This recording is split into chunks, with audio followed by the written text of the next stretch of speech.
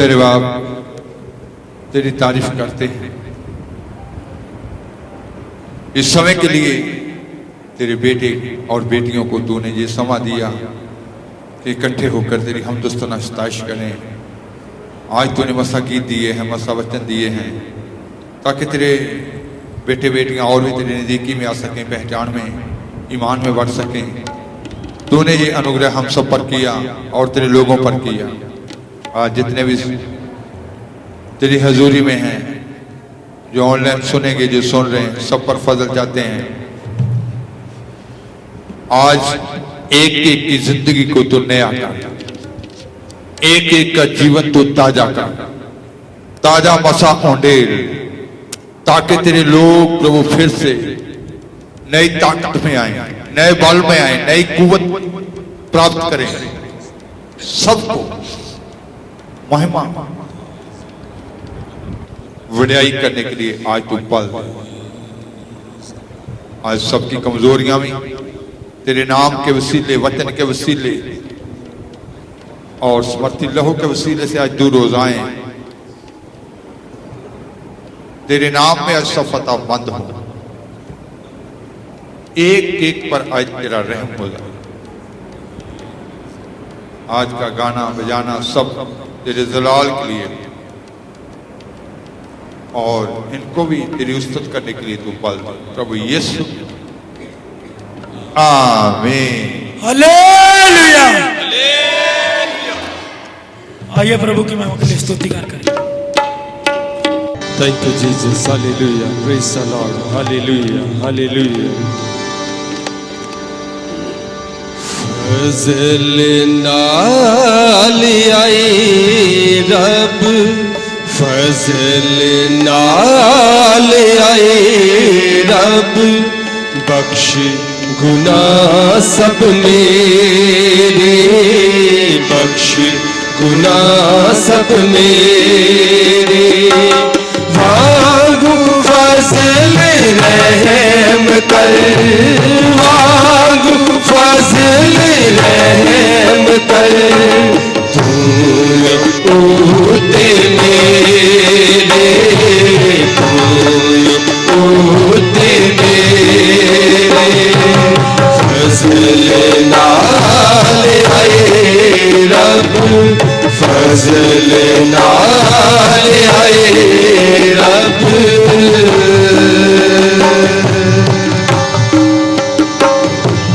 चंगी तरह तो मेरी कर सफाई, चंगी तरह तो मेरी कर सफाई। मैं कर तू पाक साफ, मैं कर तू पाक साफ, बख्श दे सब बुराई, बख्श दे सब बुराई। मांगू फज़ल रहम कर, मांगू फज़ल रहम कर, तू दे मेरे, तू दे मेरे। फज़ल नाल आए रब, फज़ल नाल आए रब। क्यों जो सापुरी आई अपनी मेहमान लेंदा, क्यों जो सापुरी आई अपनी मेहमान लेंदा। मेरा जो गुनाह है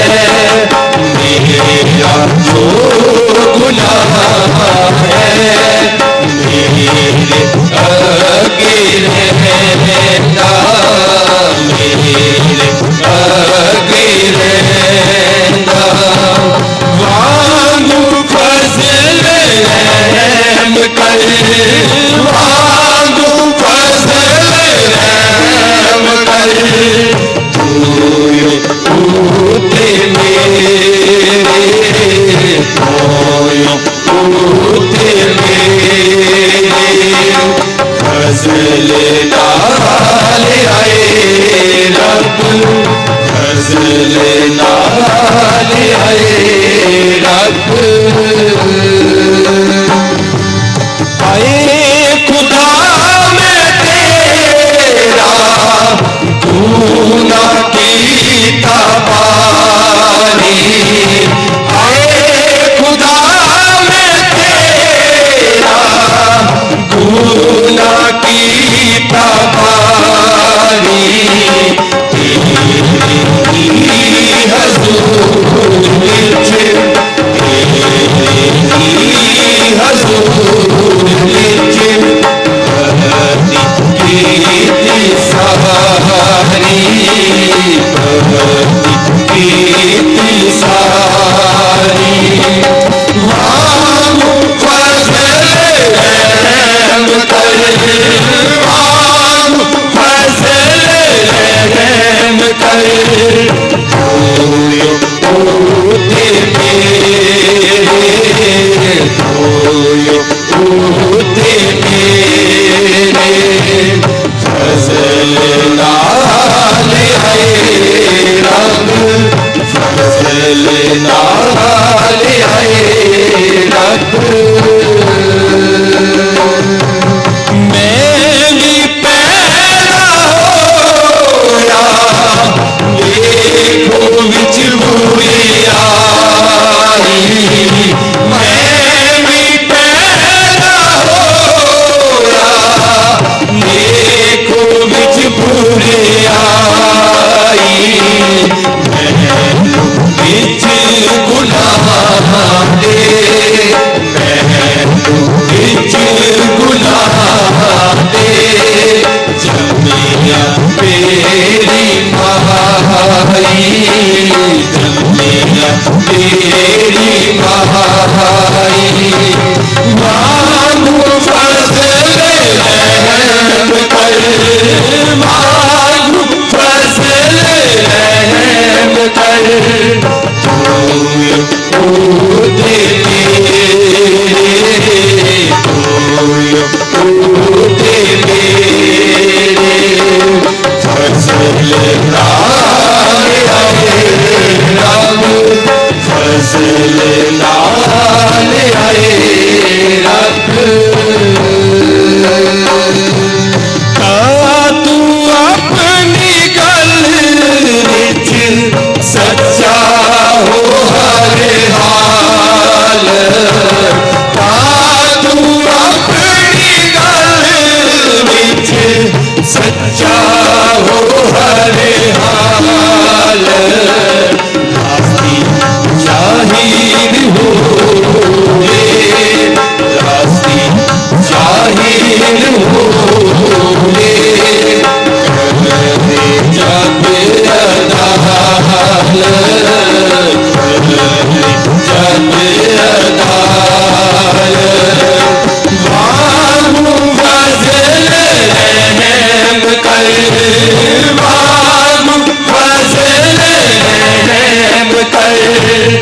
होयो ओते मेरे, होयो ओते मेरे, फजल नाल आए रब, फजल नाल आए रब, फजल नाल आए रब, फजल नाल आए रब, फजल नाल आए रब।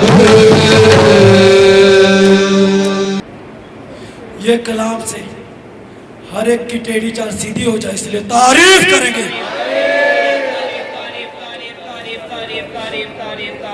ये कलाम की रोशनी में आज हर एक जान अपने गुनाह को देख सके, वे कहां से गिरा है।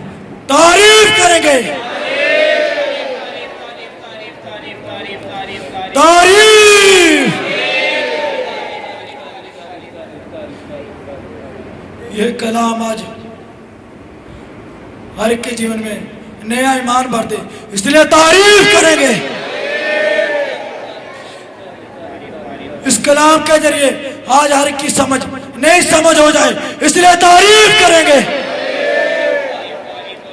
और ऊंची आवाज में तारीफ करेंगे और बुलंद आवाज में तारीफ करेंगे, अपने खुदा के लिए तारीफ करेंगे। तारीफ तारीफ। ये कलाम के जरिए आज हर एक शख्स खुदा के और निकट आ सके, इसलिए तारीफ करेंगे। ये कलाम आज निर्बल के अंदर नया बल भरते, इसलिए तारीफ करेंगे। बलवान और बलवान हो जाए, इसलिए तारीफ करेंगे। ये कलाम के जरिए आज सबकी बंद आंखें खुल जाए, इसलिए तारीफ करेंगे। ये कलाम आज खुदा के लोगों के अंदर बीजा जाए, इसलिए तारीफ करेंगे। ये कलाम आज खुदा के लोगों के लिए बहुत बड़ा फल लेके आए, इसलिए तारीफ करेंगे। तारीफ तारीफ। Hallelujah hallelujah hallelujah hallelujah hallelujah hallelujah hallelujah. Kalam के लिए प्रार्थना ब्रदर संदीप जी के साथ करें। यहोवा परमेश्वर तोड़ा धन्यवाद, तोड़ा शुक्र, तोड़ा तारीफ करते प्रभु। खुदावा सुबह तो लेके हम तक संभाले प्रभु, तोड़ा धन्यवाद। तोड़ा फजल हो खुदावा, पवित्र आत्मा तोड़ा धन्यवाद। तोड़े कादम खुदावा तोड़े हाथों में सौंप खुदा बाप यीशु मसीह आधे कलाम ने तेरी प्रार्थना करते खुदा बाप यीशु मसीह, थोड़े कादम थोड़े हाथों में सौंप दे प्रभु। एक एक शब्द खुदा बाप यीशु मसीह आगदी नाए निकले खुदा, और सब शरीरां दे अंदर दाखिल हो खुदा बाप, और इन्हां सब दी उन्नति हो खुदा तेरे की बेनती कर। सुनाएगा एक एक कलाम दा शब्द प्रभु जी इन्हां दे हिरदियां दे विच वास कर जाए, तोड़े की बेनती करते हैं। और चुराण वाली हर एक शक्ति नूं यसू दे नाम दे विच कैंसल करते हैं। इन्हां सब नूं खुदावंद तोड़े पाक लहू दे विच पा देने प्रभु जी, ताकि परमेश्वर आदे कलाम नूं सुन सकन प्रभु जी, और उस उत्ते अमल कर सकन प्रभु, तेरे की बेनती करते प्रभु। बाकी दे समय नूं पवित्र आत्मा जी तोड़े हाथों में सौंप दिया, तोड़ी मर्जी पूरी हो खुदा, तेरे की बेनती करते हैं। धन्यवाद करते हैं प्रभु, तेरा शुक्र करते हैं। मेरी प्रार्थना सुनते कबूल कर प्रभु यीशु दे नाम में मांगते हैं, आमीन। तो आज हम परमेश्वर के वचन से चंद बातें सीखेंगे, अच्छे से समझना है, इसको पढ़ेंगे। उत्पत्ति 2:18 आए, फिर 21 से 24 आए।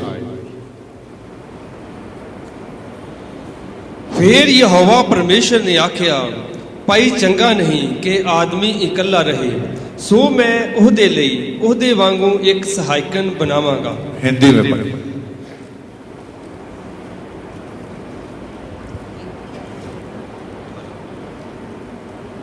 2:18 और 21 से 24।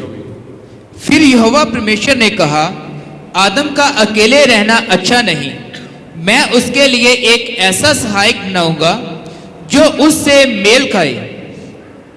तब यहोवा परमेश्वर ने आदम को बारी नींद में डाल दिया, और जब वह सो गया तब उसने उसकी एक पसली निकालकर उसकी जगह मांस भर दिया, और यहोवा परमेश्वर ने उस पसली को जो उसने आदम में से निकाली थी स्त्री बना दिया, और उसको आदम के पास ले आया।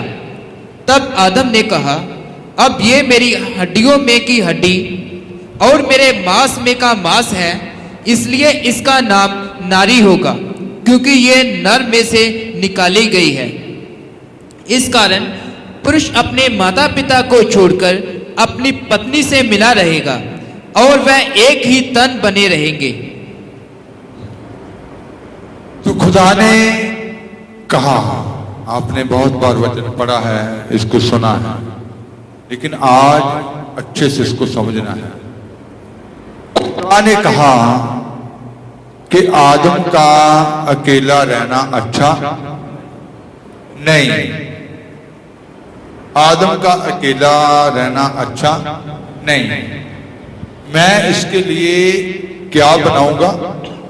सहायक बनाऊंगा जो इससे क्या करे, मेल खाए। फिर उसके बाद लिखा गया कि आदम को गहरी नींद में डाल दिया गया, एक पसली को निकाला और उसकी क्या बनाई, औरत बनाई। फिर उसको बनाने के बाद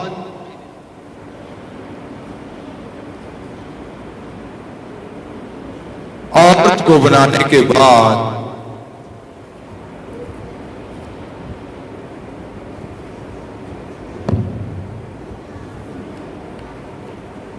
आदमी के पास उसे लाया गया।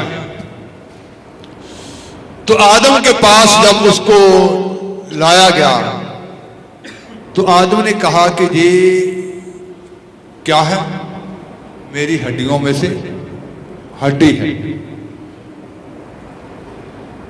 इसलिए उसको आदम ने क्या नाम दिया? नारी, क्योंकि वो नर से क्या की गई थी? निकाली गई। फिर उसके बाद क्या हुआ?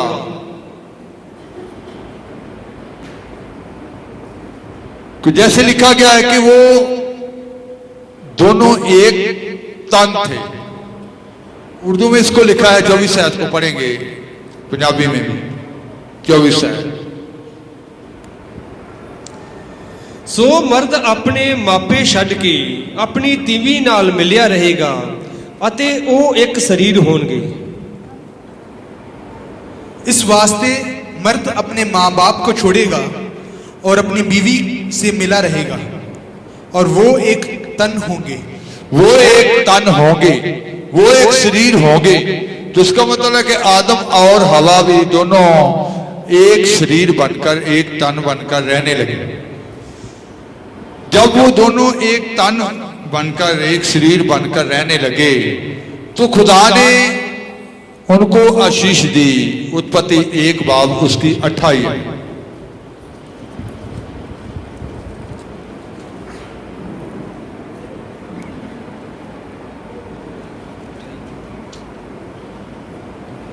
और परमेश्वर ने उनको आशीष दी और उनसे कहा, जब वो दोनों एक शरीर बनकर रहने लगे, एक तन बनकर रहने लगे, तो खुदा ने दोनों को क्या दी? आशीष दी।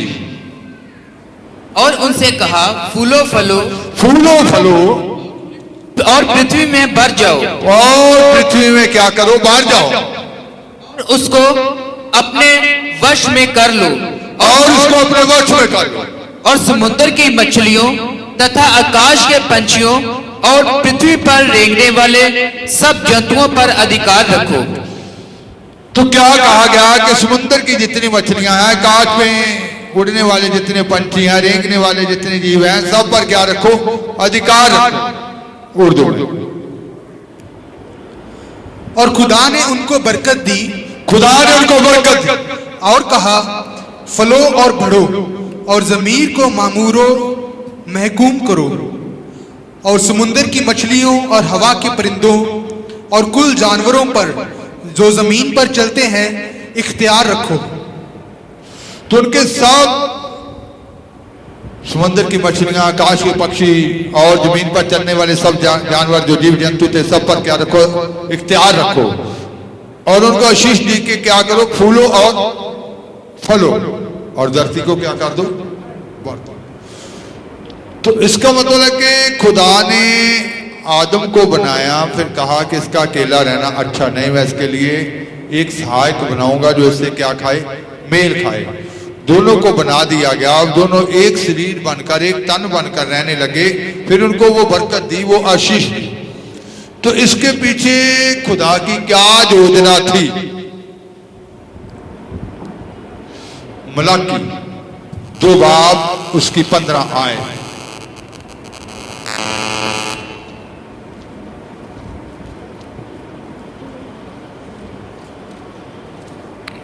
मलाकी 2 बाब उसकी 15 आयत।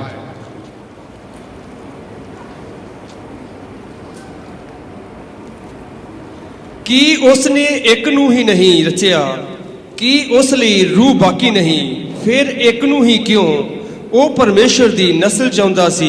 ਸੋ ਤੁਸੀਂ ਆਪਣੀਆਂ ਆਤਮਿਆਂ ਵਿੱਚ ਖਬਰਦਾਰ ਰਹੋ ਅਤੇ ਤੂੰ ਆਪਣੀ ਜਵਾਨੀ ਦੀ ਤੀਵੀਂ ਦੀ ਬੇਪਰਤੀਤੀ ਨਾ ਕਰ। क्या उसने एक ही को नहीं बनाया जबकि और आत्माएं उसके पास थी? और एक ही को क्यों बनाया? इसलिए कि वह परमेश्वर के योग्य संतान चाहता है। इसलिए तुम अपनी आत्मा के विषय में चौकस रहो और तुम में से कोई अपनी जवानी की स्त्री से विश्वासघात ना करे। उर्दू। क्या उसने एक ही को पैदा नहीं किया, बावजूद के उसके पास और भी अरवाह मौजूद थी? फिर क्यों एक ही को पैदा किया? इसलिए कि खुदा तरस नस्ल पैदा हो। बस तुम इसलिए कि खुदा तरस नस्ल पैदा हो। उसने एक ही को क्या किया था? बनाया था, बल्कि उसके पास और भी आत्माएं थी। उसके पास और भी आत्माएं थी।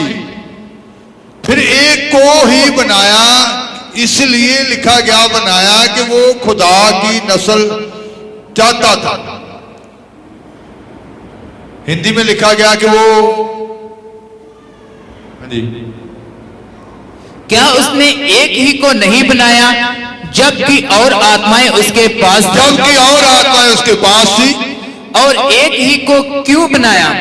इसलिए कि वह परमेश्वर के योग्य संतान चाहता है। इसलिए बनाया कि वह परमेश्वर के योग्य संतान चाहता था। पंजाबी में लिखा कि वो परमेश्वर की नस्ल चाहता था। तो परमेश्वर के योग्य संतान बनने के लिए, जब परमेश्वर के योग्य नस्ल पैदा हो, उसके लिए उसने आदम और उसके लिए एक सहायकन को, उस औरत को, उस नारी को बनाया, जो दोनों एक शरीर बनकर क्या करने लगे? रहने लगे। फिर उनको बरकत दी, उनको आशीष दी कि फूलो फलो और धरती को क्या करो? बांध दो।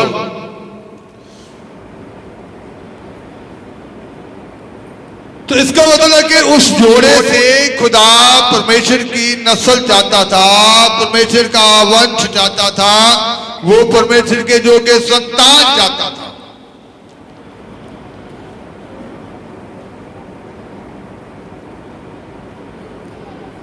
निर्गमन 15 बाब उसकी 11 आयत, कूच 15 बाब उसकी 11 आयत में लिखा है, वो संतान कैसी चाहता था? कौन है तेरे वर्गा हे यहोवा देवतियां विच? कौन है तेरे वर्गा पवित्रताई विच? वो खुदा की नस्ल चाहता था, वो खुदा की जो के संतान चाहता था। इसका मतलब है कि खुदा की नस्ल जो खुदा ने चाही थी। तो खुदा कैसा था? हाँ जी, पढ़ेंगे। कौन है तेरे वर्गा हे यहोवा देवतियां विच? कौन है तेरे वर्गा पवित्रताई विच प्रताप वाला, उस्तत विच भयदायक अते आचर्ज कम्मां वाला? हे यहोवा, देवताओं में तेरे तुल्य कौन है? तू तो पवित्रता के कारण महाप्रतापी और अपनी स्तुति करने वालों के भय के योग्य। तू तो पवित्रताई में महाप्रतापी है। तू तो पवित्रताई में क्या है? महाप्रतापी। पंजाबी में क्या लिखा था? तू तो पवित्रताई में तेरे वर्गा पवित्रताई विच प्रताप वाला प्रताप वाला।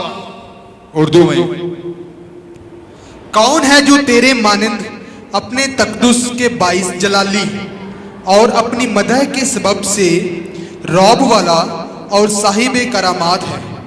साहिब करामात है, पवित्रताई में जलाली है, पवित्रताई में प्रताप वाला है। तो इसका मतलब है कि खुदावंद खुदा जो था पवित्रताई में क्या था? जलाली, प्रताप वाला। इसलिए जिशाया ने ये देखा था, जिशाया 6 बाब की 3री आयत में लिखा कि स्वर्ग में जो सराफीम है, जो स्वर्ग दूत है, 6 की 3,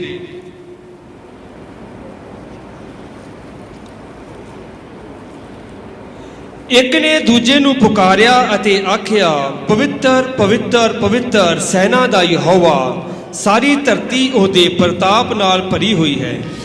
तो सराफीम जो थे स्वर्ग में, क्योंकि यहोवा पवित्रताई में क्या है? जलाली है, प्रताप वाला है। तो सराफीम भी, आसमान के फरिश्ते भी क्या कहते हैं? हर समय ये पुकारते रहते हैं, पवित्र पवित्र पवित्र। फिर से पढ़ेंगे। वह एक दूसरे से पुकार पुकार कर कह रहे थे, सेनाओं का यहोवा पवित्र पवित्र पवित्र है, सारी पृथ्वी उसके तेज से सारी पृथ्वी उसके तेज से क्या हुई है? भरपूर है। भरपूर, उसके प्रताप से भरी हुई। तो जो खुदावंत खुदा पवित्रताई में जलाली है, जो खुदावंत खुदा पवित्रताई में प्रताप वाला है, उसके बारे में आसमान के जो फरिश्ते हैं, जो स्वर्ग दूत हैं, वो हर समय क्या कहते रहते हैं? पवित्र पवित्र पवित्र, सेनाओं का यहोवा पवित्र पवित्र पवित्र। फरिश्ते भी हरदम कहते हैं रहते, फरिश्ते भी हरदम कहते हैं रहते, कदूस कदूस मिलकर है गाते, कदूस कदूस मिलकर है गाते, खुदावंदों का है खुदा, खुदावंदों का है खुदा, बादशाहों का बादशाह, बादशाहों का बादशाह। फिर से हम ये कहते रहते हैं, कदोस कदोस कदोस, पवित्र पवित्र पवित्र। बादशाहों का बादशाह जो है वो क्या है? पवित्र है। तो हमारा खुदा जो है वो पवित्रताई में प्रताप वाला है, वो एक जलाली परमेश्वर है। और वो आदम और हवा जिसको बनाया गया था, उनसे एक पवित्र नस्ल जाता था, पवित्र संतान जाता था, उसके योग्य संतान जाता था। उनको यही बरकत दी थी कि वो उसके लिए एक पवित्र संतान पैदा करे और धरती को क्या कर दे? उस पवित्र वंश से, पवित्र संतान से क्या कर दे? बढ़ दे। तो ये जो खुदा है, ये जो पवित्रताई में जलाली परमेश्वर है, इसके बारे में कहा गया है। हबक्कूक 1 बाब की 13 आयत पढ़ेंगे।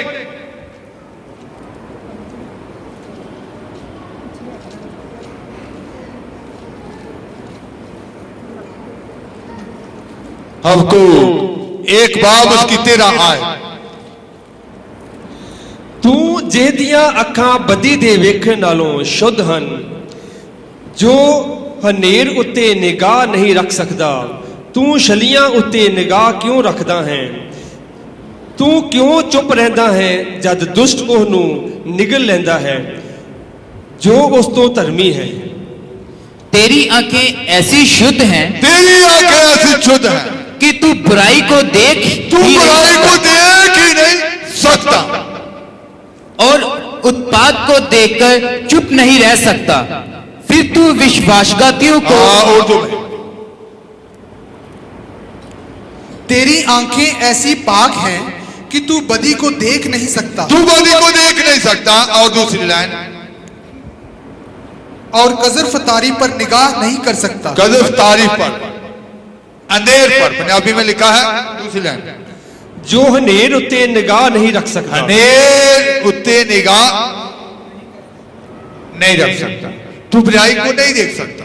इसका मतलब वो जो खुदा पवित्रताई में जलाली है, जो प्रताप वाला है, वो बदी को देख नहीं सकता, बुराई को देख नहीं सकता, अंधेरे के ऊपर अपनी निगाह नहीं टिका सकता।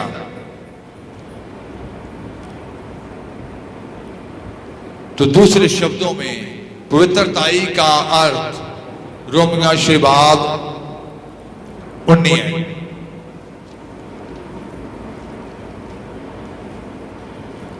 मैं ਤੁਹਾਡੇ ਸਰੀਰ ਦੀ ਦੁਰਬਲਤਾਈ ਦੇ ਕਾਰਨ ਮਨੁੱਖਾਂ ਵਾਲੀ ਗੱਲ ਆਖਦਾ ਹਾਂ, ਸੋ ਜਿਵੇਂ ਤੁਸੀਂ ਆਪਣੇ ਅੰਗ ਗੰਦਮੰਦ ਅਤੇ ਕੁਧਰਮ ਸਗੋਂ ਅਤ ਕੁਧਰਮ ਦੀ ਗੁਲਾਮੀ ਵਿੱਚ ਸੌਂਪ ਦਿੱਤੇ, ਤਿਵੇਂ ਹੁਣ ਆਪਣੇ ਅੰਗ ਧਰਮ ਦੀ ਗੁਲਾਮੀ ਵਿੱਚ ਪਵਿੱਤਰ ਹੋਣ ਲਈ ਸੌਂਪ ਦਿਓ। हिंदी में, मैं तुम्हारी शारीरिक दुर्बलता के कारण मनुष्यों की रीति पर कहता हूँ, जैसे तुमने अपने अंगों को कुकर्म के लिए अशुद्धता और कुकर्म के दास करके सौंपा था, वैसे ही अब अपने अंगों को पवित्रता के लिए धर्म के दास करके सौंप दो। तो पवित्रताई का दूसरा अर्थ है कि अपने, जैसे इधर लिखा गया है कि पवित्रताई का संपूर्ण दर्जा, कि अपने सारे अंग धर्म के दास बनने के लिए क्या कर दो।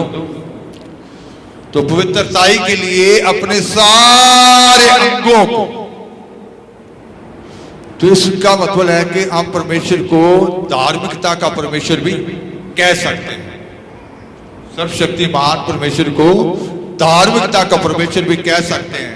तो इंसान को पौलुस ने ये कहा था कि आप पवित्रताई का अव्वल दर्जा हासिल करने के लिए आपको सारे अंगों को क्या करना पड़ेगा, पवित्रताई के लिए देना पड़ेगा। आंखों को पवित्रताई के लिए देना पड़ेगा, कानों को पवित्रताई के लिए देना पड़ेगा, जुबान को पवित्रताई के लिए देना पड़ेगा, अपने ख्यालात जो सोचे हैं उनको पवित्रताई के लिए देना पड़ेगा, हाथों को पवित्रताई के लिए देने पड़ेगा, कदमों के लिए पवित्रताई जरूरी है। तो एक एक अंग के पवित्रताई का अव्वल दर्जा जो है वो पवित्रताई, तो इसका मतलब है कि परमेश्वर को हम धार्मिकता का परमेश्वर भी कह सकते हैं। तो पवित्रताई, तो खुदा जो पवित्रताई में जलाली है, प्रतापवान है, तो ऐसी ही संतान, ऐसी ही नस्ल चाहता था कि वो उसका वंश पैदा करे। लेकिन क्या हुआ,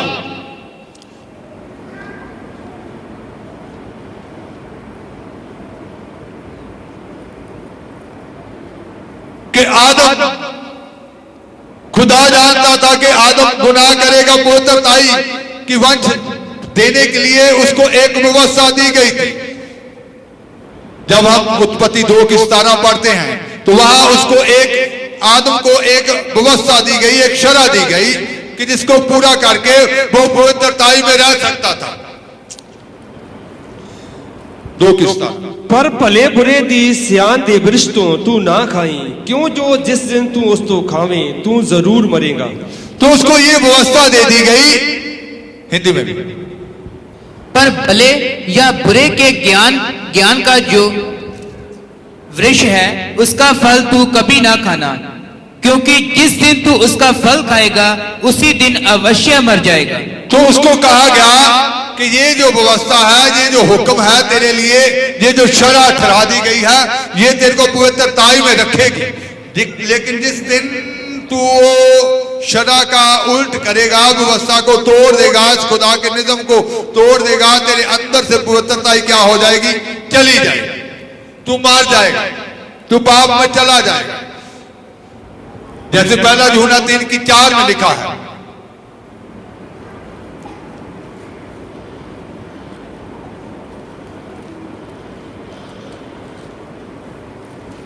हर कोई जिहड़ा पाप करता है शरह दा उल्ट करता है, अते पाप तां शरह दा उल्ट ही है। तो लिखा हिंदी में, जो कोई पाप करता है वह व्यवस्था का विरोध करता है, जो कोई पाप करता है वो व्यवस्था का विरोध करता है। और पाप तो व्यवस्था का विरोध है। पाप तो व्यवस्था का क्या है? विरोधी है, उल्टी है। जो व्यवस्था के उल्ट करता है वो पाप है। तो इसका मतलब है कि आदम जिससे वो पवित्र संतान परमेश्वर की इच्छा थी कि उससे परमेश्वर की नस्ल पैदा हो, उसको एक व्यवस्था दी गई कि वो पवित्रताई में रहकर, उस व्यवस्था में रहकर एक पवित्र संतान पैदा करे। लेकिन वो व्यवस्था के उल्ट उसने काम किया, व्यवस्था को तोड़ दिया, उस नियम को क्या कर दिया? तोड़ दिया। तो व्यवस्था का उल्ट क्या है? पाप है। तो यशायाह ने कहा, यशायाह 59 बाब की 2 आयत में उसने ये कहा कि जब पाप इंसान के जीवन में दाखिल हो जाता है तो वो पाप इंसान को परमेश्वर से क्या कर देता है? जुदा कर देता है, अलग कर देता है। ਸਗੋਂ ਤੁਹਾਡੀਆਂ ਬਦੀਆਂ ਨੇ ਤੁਹਾਡੇ ਵਿੱਚ ਅਤੇ ਤੁਹਾਡੇ ਪਰਮੇਸ਼ਵਰ ਵਿੱਚ ਜੁਦਾਈ ਪਾ ਦਿੱਤੀ ਹੈ ਅਤੇ ਤੁਹਾਡੇ ਪਾਪਾਂ ਨੇ ਉਹਦਾ ਮੂੰਹ ਤੁਹਾਥੋਂ ਲੁਕਾ ਦਿੱਤਾ ਹੈ। ਭਾਈ ਉਹ ਨਾ ਸੁਣੇ। परंतु तुम्हारे अधर्म के कामों ने, तुम्हारे अधर्म के कामों ने तुमको तुम्हारे परमेश्वर से अलग कर दिया तो है, तुमको तुम्हारे परमेश्वर से क्या कर दिया? अलग कर दिया है। और तुम्हारे पापों के कारण उसका मुंह तुमसे ऐसा छिपा है कि वह नहीं सुनता। तो इसका मतलब है कि पाप इंसान और परमेश्वर में क्या पैदा कर देता है? जुदाई पैदा कर देता है, दोनों को अलग अलग कर देता है। तो ऐसा ही हुआ कि खुदा जिस इंसान से चाहते थे एक पवित्र संतान, परमेश्वर के जो के संतान पैदा हो, उसको उसके लिए ब्लेस भी कर दिया गया था कि उसको बरकत दे दी गई थी, आशीष दे दी गई थी कि पवित्र नस्ल से ये धरती क्या हो जाए? बढ़ जाए। लेकिन क्या हुआ? उसको जो व्यवस्था दी गई थी पवित्रताई में रहने के लिए, उसका क्या हो गया? उल्लंघन हो गया। उसके उल्ट, उसके विरोध में उसने ये काम कर दिया। तो शैतान ने बहुत धोखे से उसको शरा से उल्ट काम करवाया। तो जब पाप आया तो पाप ने दोनों के बीच में जुदाई पैदा कर दी। तो फिर क्या हुआ? उत्पत्ति 5 की 3।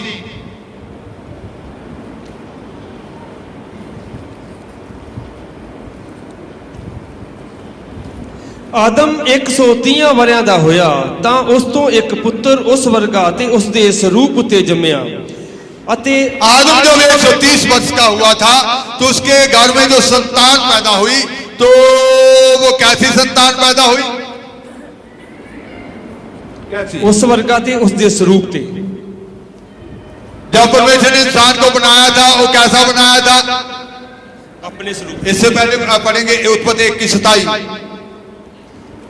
हिंदी में पढ़ देंगे दोनों आयतों को। तब परमेश्वर ने मनुष्य को अपने स्वरूप के अनुसार उत्पन्न किया, अपने ही स्वरूप के अनुसार परमेश्वर ने उसको उत्पन्न किया। तो परमेश्वर ने जब इंसान को बनाया था किस रूप में बनाया था? अपने स्वरूप में। अब पहले ये भी बात समझनी बहुत जरूरी है कि अपना स्वरूप होता क्या है।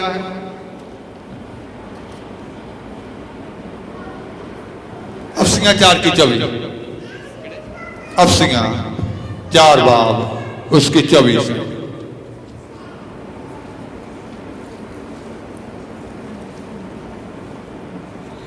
ਅਤੇ ਨਵੀਂ ਇਨਸਾਨੀਅਤ ਨੂੰ ਪਹਿਨ ਲਓ ਜਿਹੜੀ ਪਰਮੇਸ਼ਰ ਦੇ ਅਨੁਸਾਰ ਸਚਾਈ ਅਤੇ ਧਰਮ ਅਤੇ ਪਵਿੱਤਰਤਾਈ ਵਿੱਚ ਉਤਪਤ ਹੋਈ।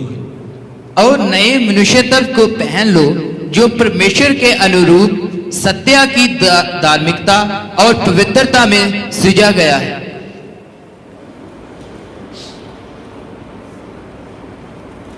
कैसे सृजना हुई थी उसकी? कौन से स्वरूप पर? सच्चाई और पवित्रता। ये पौलुस शब्द दोबारा उन लोगों को कह रहा है कि उसी को पहनना है जिससे आदम को क्या किया गया था? सृजा गया था। फिर से दोबारा पढ़ेंगे पंजाबी में। ਅਤੇ ਨਵੀਂ ਇਨਸਾਨੀਅਤ ਨੂੰ ਪਹਿਨ ਲਓ ਜਿਹੜੀ ਪਰਮੇਸ਼ਰ ਦੇ ਅਨੁਸਾਰ ਸਚਾਈ ਦੇ ਧਰਮ ਅਤੇ ਪਵਿੱਤਰਤਾਈ ਵਿੱਚ ਉਤਪਤ ਹੋਈ। सच्चाई ते पवित्रताई में उत्पत्त हुई। वो स्वरूप सच्चाई और पवित्रताई का। तो इसका मतलब है कि जब आदम के घर संतान पैदा हुई तो कैसी संतान पैदा हुई? आदम जैसे, उसके स्वरूप पर। तो उसका स्वरूप तब कौन सा था? पाप वाला, क्योंकि उस वक्त आदम जो था वो कहां चला गया था? पाप में चला गया था। तो इसका मतलब जो खुदा की योजना थी कि उससे एक पवित्र वन परमेश्वर की संतान पैदा हो, उसकी योजना में के बीच में क्या आ गई? रुकावट आ गई। शैतान ने क्या किया? उससे धोखे से गुनाह करके वो खुदा की जो योजना थी उसके बीच में एक रुकावट खड़ी कर दी कि अब ये पवित्र नस्ल पैदा ना हो, पवित्र संतान इस धरती पर पैदा ना हो। जो खुदा की योजना है, इस आदम को बनाने की योजना जो थी, और ये दोनों जो एक शरीर बनकर एक तन बनकर रह रहे हैं, जिनको खुदा ने ब्लेस कर दिया है, खुदा ने इनको आशीष दे दी है। अब जो आशीष इनको दी है, ये आशीष इनमें काम ना करे, ये जो ब्लेसिंग इनको दी है, आप कहते हैं कि खुदा ने ये कहा, अब क्यों वो पूरा नहीं हो रहा? तो इसका मतलब है कि उनको भी खुदा ने पवित्र संतान देने के लिए क्या कर दिया था? ब्लेस कर दिया था। पर बीच में किसने रुकावट डाल दी? शैतान ने धोखे से उनसे क्या कर दिया? जो व्यवस्था उनको दी गई थी उनको क्या कर दिया? तोड़वा दिया गया, उसका उल्लंघन करवा दिया गया। तो शरअ का उल्ट क्या होता है? पाप होता है।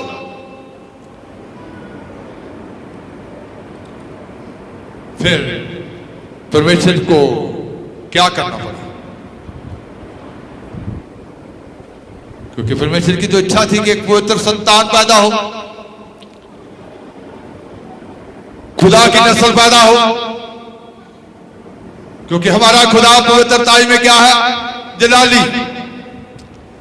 वो अंधेरे के ऊपर निगाह रख नहीं सकता, बुराई को कभी देख नहीं सकता। तो पवित्रताई संपूर्ण दर्जा। फिर परमेश्वर ने अपने पुत्र को, प्रभु यीशु मसीह को इस संसार में क्या किया? पहला इंसान वो रचा गया, फिर दूसरा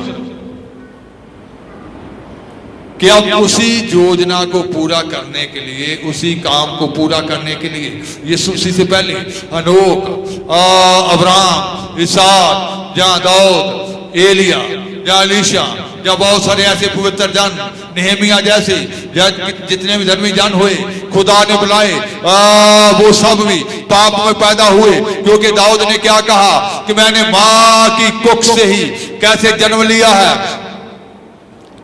मैं भी पैदा होया वेखो विच बुरी आई, मैं भी पैदा होया देखो विच बुरी आई, मैनू विच गुनाह दे, मैनू विच गुनाह दे, जम्मिया मेरी माई, जम्मिया मेरी। इसका मतलब कि जितने आदम के बाद जो आदम की संतान पैदा हुई, उसके बाद जितने पैदा हो रहे थे वो कैसे पैदा हो रहे थे? पाप में पैदा हो रहे थे। बेशक खुदा ने हनोक को, अब्राहम को, इसहाक को, याकूब को, यूसुफ को, दाऊद को, एलिया को और जितने भी वो धर्मी जन थे उनको अपने लिए बुलाया, लेकिन खुदा ने उनको ये फजल दिया कि वो पवित्र रास्ते पर क्या कर सके? चल सके। उस पवित्र मार्ग पे चलने के लिए खुदा ने उनको वो अनुग्रह दिया, वो फजल दिया कि वो पवित्र मार्ग पर चल सके। लेकिन जो खुदा की योजना थी कि पवित्र संतान पैदा हो, खुदा की नस्ल पैदा हो, इसलिए खुदा ने अपने पुत्र को भेजा। और यूहन्ना 1:13 में लिखा है, पढ़ेंगे,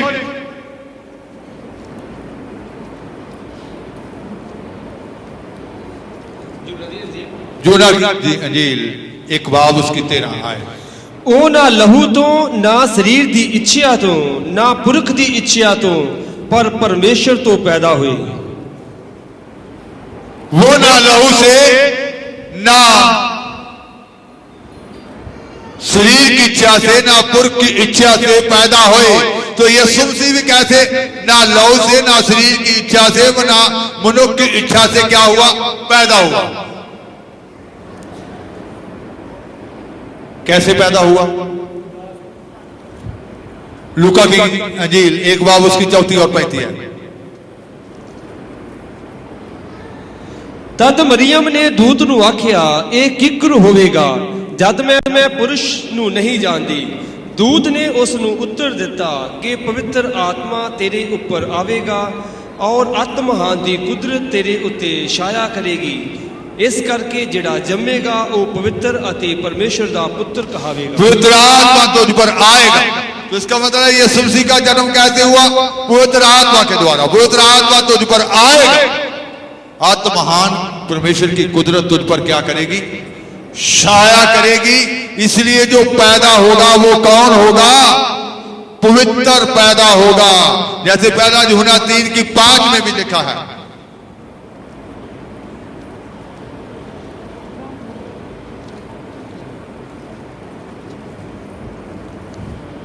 ਤੁਸੀਂ ਜਾਣਦੇ ਹੋ ਜੋ ਉਹ ਇਸ ਲਈ ਪ੍ਰਗਟ ਹੋਇਆ ਭਾਈ ਪਾਪਾਂ ਨੂੰ ਚੁੱਕ ਲੈ ਜਾਵੇ ਅਤੇ ਉਹਦੇ ਵਿੱਚ ਪਾਪ नहीं है। उसमें पाप नहीं, क्योंकि स्वर्गदूत ने कहा कि जो पैदा होगा वो क्या होगा? पवित्र होगा। ये पवित्र आत्मा के द्वारा पैदा होगा। तो यूहन्ना ने कहा उसमें पाप नहीं। तो इसका मतलब है कि जो खुदा की योजना थी कि एक पवित्र नस्ल परमेश्वर की संतान धरती के ऊपर पैदा हो, धरती को जो उस वक्त खुदा ने आदम को आशीष दी थी कि फलो फूलो और धरती को क्या कर दो? बढ़ दो। तो अब भी परमेश्वर की वो योजना है, अब भी वो परमेश्वर की ये योजना है कि धरती को किस नस्ल से भरा जाए? पवित्र संतान से भरा जाए, जो परमेश्वर के वचन के द्वारा पैदा होगी, जो परमेश्वर की जैसे उसने परमेश्वर के पुत्र को भेज दिया। वो जो मनुष्य की इच्छा से या शरीर की इच्छा से नहीं पैदा हुआ बल्कि पवित्र आत्मा से पैदा हुआ और वो पवित्र था और उसमें कोई पाप नहीं था। तो आज जितने यीशु मसीह के पास आते हैं उनको पवित्र संतान, पवित्र नस्ल बनने के लिए बुलाया जाता है कि एक पवित्र संतान बने, परमेश्वर की नस्ल बने, क्योंकि परमेश्वर जो है वो पवित्रताई में जलाली है, वो पवित्रताई में प्रताप वाला है। उस वक्त पवित्रताई में कायम रहने के लिए उसको व्यवस्था दी गई थी, आदम को व्यवस्था दी गई थी। आज भी जब हम यीशु मसीह के पास आते हैं तो बहुत बाइबल पढ़ने वाले ये जानते हैं दीवारों पे पेड़ों पे ये लिखा होता है यीशु का लहू हमें पापों से शुद्ध करता है। लिखा हुआ वो लोग पढ़ते हैं, लेकिन क्या वो कौन से पाप से शुद्ध करता है? क्या वो चुगली से शुद्ध नहीं करता? क्या वो निंदा से शुद्ध नहीं करता? क्या वो झूठ से शुद्ध नहीं करता? क्या वो हेरा फेरियों से शुद्ध नहीं करता? क्या वो आपकी आंखों को शुद्ध नहीं करता? आपके कानों को शुद्ध नहीं करता? आपकी जुबानों को शुद्ध नहीं करता? आपके हृदयों को शुद्ध नहीं करता? कौन से पाप से वो शुद्ध करता है? अगर कहते हैं कि यीशु का लहू पाप से शुद्ध करता है तो फिर आपने अपने अंगों को पवित्रताई का संपूर्ण दर्जा प्राप्त करने के लिए, धार्मिकता के अंग बनने के लिए, परमेश्वर की संतान बनने के लिए, पवित्रताई में जो दलाली है उसके जैसा बनने के लिए अपने आप को पूरी रीति से परमेश्वर के क्या करना पड़ेगा? सुपुर्द करना पड़ेगा। क्योंकि आदम वो जो काम उसको सौंपा गया था पवित्र नस्ल पैदा करने का, पवित्र संतान, परमेश्वर का वन, वो शैतान ने धोखे से उससे गुनाह कराकर वो खुदा की योजना में क्या कर दी? रुकावट डाल दी। आज वही रुकावट को तोड़कर यीशु मसीह ने कलवरी क्रूस पर शैतान की सभी योजनाओं को क्या कर दिया? वो फेल कर दिया, कलवरी क्रूस पर फेल कर दिया। और अब जो यीशु के पास आते हैं इसलिए नहीं आना चाहिए कि हमें अच्छा घर मिल जाए, इसलिए नहीं आना चाहिए कि हमें अच्छा पति मिल जाए, हमें अच्छी पत्नी मिल जाए, हमें अच्छी गाड़ी मिल जाए, हमें अच्छा बिजनेस चलना शुरू हो जाए, इसलिए नहीं आना चाहिए। इसलिए आना चाहिए कि हम परमेश्वर की संतान बन जाए। Hallelujah, hallelujah, hallelujah. क्योंकि उसकी योजना शुरू से ही आदम को बनाने की जो योजना थी, ये योजना थी कि उसकी नस्ल पैदा हो, पवित्र संतान पैदा हो। तो आज पवित्र संतान बनना है आपने ये नहीं कि मिलावट वाली संतान नहीं बनना है कि बीच में मिलावट हो।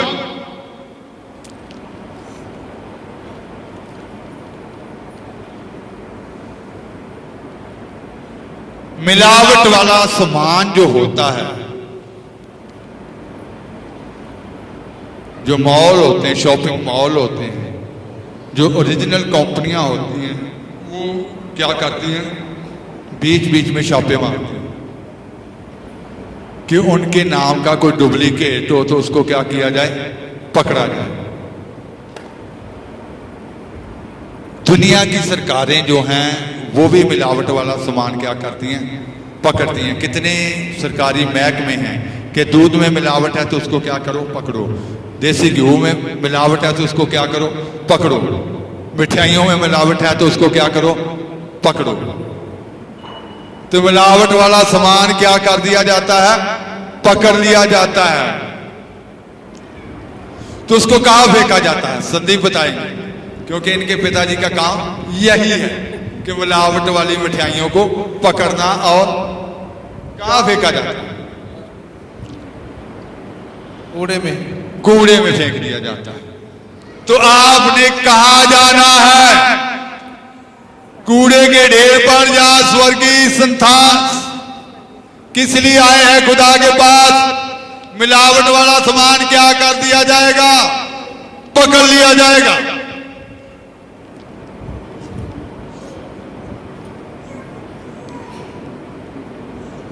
उसने अपने पुत्र को इसलिए भेजा था कि वो जो आदम के द्वारा पवित्र नस्ल नहीं पैदा हुई, बेशक उसने पुराने नियम के जितने पवित्र लोग थे उनको पवित्र मार्ग पर चलने के लिए वो बदल दिया, उनको वो कृपा दी कि उस मार्ग पर वो चल सके।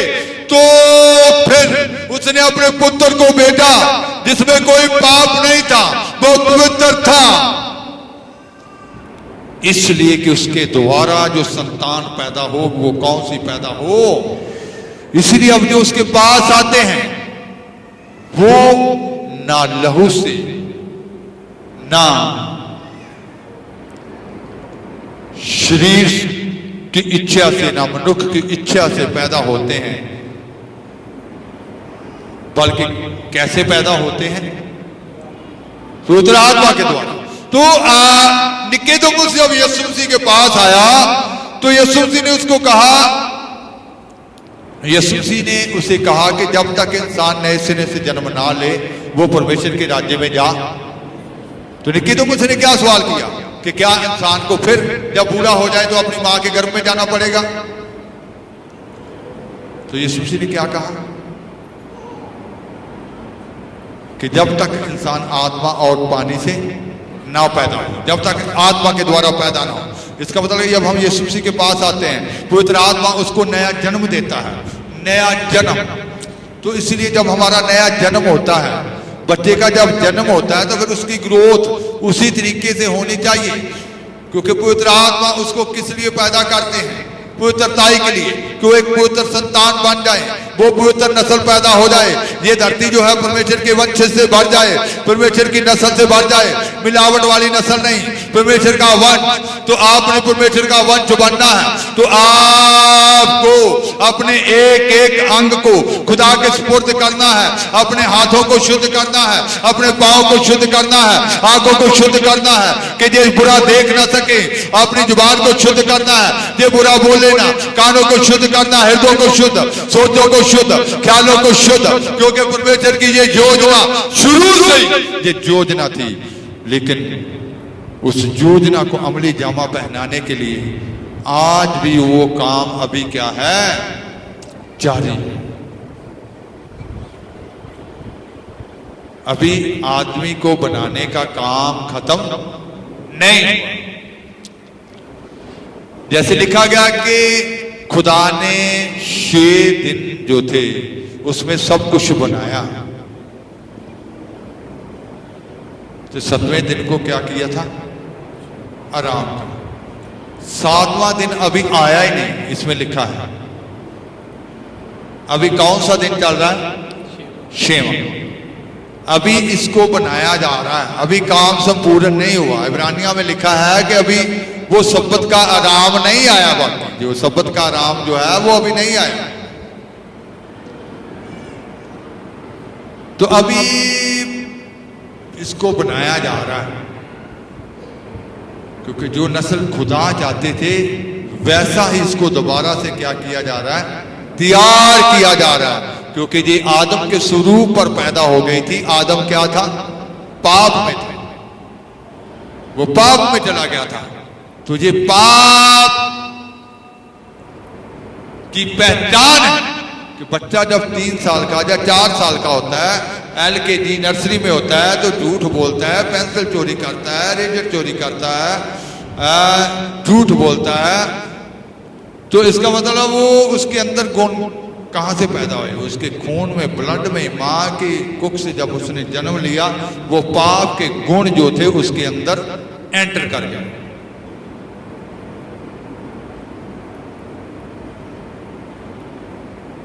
उसी से शुद्ध होना, पवित्र वंश बनना, पवित्र नस्ल बनना है। यीशु मसीह को इसीलिए भेजा गया था कि उसके द्वारा आप वचन के द्वारा शुद्ध हो जाएं, शुद्ध हो जाएं, पूरी तरह से पवित्र हो जाएं। क्योंकि हमारा खुदा पवित्रताई में क्या है? जलाली है। पवित्रताई में क्या है? प्रताप वाला है। वो बदी को देख नहीं सकता, वो अंधेरे पर नजर टिका नहीं सकता। सराफीम भी उसके बारे में कहते हैं, पवित्र पवित्र पवित्र सेनाओं का यहोवा, पवित्र पवित्र। तो आप उसका वंश बनना है, तो फिर आपको भी क्या बनना है? पवित्र बनना है। पवित्र बनने के लिए बुलाए गए हैं। इसलिए कहा गया है, जैसे तुम्हारा स्वर्गीय पिता संपूर्ण है, वैसे तुम भी क्या बन जाओ? जैसे वो पवित्र है, तुम भी क्या बन जाओ? पवित्र बन जाओ। पवित्र बनने के लिए, वो वंश बनने के लिए, उसकी नस्ल बनने के लिए आपको बुलाया है कि उसके पुत्र के वसीले आप उसकी नस्ल बन जाए। आंखें बंद करेंगे दुआ की हालत में रहेंगे। और जैसे ये कहा गया, विश्वानी में भी कहा गया कि कोई भी संडे मिस ना करो कि कहीं सिलेबस मिस ना हो जाए। आप नहीं जानते कि आगे इससे और क्या सीखने को मिलेगा। तो एक बार फिर हाथ उठाकर तारीफ करेंगे। खुदा ने जो फजल दिया कि आप सीखें, एक एक जन खुदा का वो पवित्र वंश बन जाए। जैसे खुदावंद खुदा पवित्रताई में जलाली है, वो प्रताप वाला है। हर एक पवित्रताई का अव्वल दर्जा अपने जीवन में प्राप्त करे और पवित्रताई का जीवन एक एक जन का हो जाए, इसलिए तारीफ करें। जिस परिवार की खाने की भेंट है, उस परिवार की वो खाने की भेंट कबूल हो, खुदा उनको अजर दे, इसलिए तारीफ करेंगे। वो सारा खाना समर्थी लहू से शुद्ध हो जाए, इसलिए भी तारीफ करेंगे। और आज एक एक जन पर और फजल हो, तारीफ करेंगे। प्यारे बाप, तारीफ करते हैं इन जिंदगियों के लिए। ये तेरा प्रेम है कि तूने अपने प्रेम के वसीले से अपनी संतान, पवित्र संतान बनने के लिए अपने पुत्र यीशु के वसीले से इनको अपने पास बुलाया, ताकि तेरे कलाम को सीख सकें, तेरे वचन को जान सकें, तेरे नाम को जान सकें, तेरे नाम में रह सकें, तेरे नाम में रहकर ये पवित्र वंश बन जाएं, पवित्र संतान बन जाएं। तू ऐसा फजल किया, ये तेरी मोहब्बत इनके साथ थी। तूने इनके लिए अपने पुत्र को दे दिया और उस पुत्र ने कलवरी क्रूस पर अपने एक के कतरे को बहा दिया कि उसके द्वारा ये शुद्ध हो। तेरे पुत्र यीशु का लहू पापों से शुद्ध करता, सब प्रकार के पापों से शुद्ध करता है। आज तो इनके अंदर वो शुद्धताई का दर्जा, पवित्रताई का दर्जा पैदा होने दे। इनके सब अंग धर्म के अंग बन जाएं, उस धार्मिकता के लिबास को पहन ले। एक एक का जीवन पूरा शुद्धता पवित्रता में हो, ताकि ये धरती तेरी पवित्र नस्ल से भर जाए। पवित्र नस्ल बनने के लिए आज तेरे रूह का कार्य के जीवन में हुआ है और होता रहे, ताकि ये दिन प्रतिदिन सिद्धता में बढ़ते जाएं, काबलता में बढ़ते जाएं, पवित्रता में बढ़ते जाएं, तेरे नजदीक की पहचान में बढ़ते जाएं और ईमान में बढ़ते जाएं। तू इनको फजल दे। आज तूने ये फजल किया है, इसलिए धन्यवाद करता है। तेरे नाम के वसीले से, पवित्र रूह के वसीले से, उस वचन के वसीले से सब कमजोरियां एक एक के जीवन से जाती रहे। तूने ये कृपा की, ये रहम किया है, धन्यवाद। सबको समर्थी लोग में सेफ करता है, शुद्ध होने के लिए और भी तेरे नजदीक आ सकें, वचन को जान सकें, वचन की गहराइयों को जान सकें, ताकि तेरी महिमा एक एक के जीवन से, एक एक परिवार से प्रकट हो सके। फजल कर, तेरे नाम के वसीले तूने इनकी हिफाजत की, आज तक तूने संभाले रखा, नाश होने से बचाया, क्योंकि तू इनको मोहब्बत करता है कि ये नाश ना हो जाएं, ये पवित्र शुद्ध बनकर तेरे राज के अधिकारी बन सके। अब ऐसा होने दे कि ये पवित्रता में बढ़ जाए, सब प्रकार की कमजोरियां आज निकले, तेरे नाम से निकले, तो इनको पूरी फतह दे, ये फतह मंद जीवन खुदा में यीशु के नाम, आमीन। अब हमारे खुदा का फजल, पाक रूह की शराकत, खुदा बाप की मोहब्बत, कुल ईमानदार मुकद्दस लोगों के साथ अब से लेकर हमेशा हमेशा तक होती रहे, आमीन। सबको जय